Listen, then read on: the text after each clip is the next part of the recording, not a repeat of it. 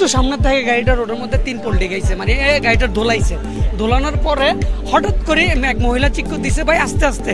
এই কথা বলতে না বলতে ড্রাইভারটা ডাইন দিকে ইয়ার আইল্যান্ডের উপরে গাড়ি তুলে দিছে। দ্রুত গতিতে আসছিল ওই থেকে, আসার কারণে তার চাকাটা বাস্ট হয়েছে। একটা চাকা বাস্ট হওয়ার পর গাড়িটা গাড়িটা উল্টে যায়।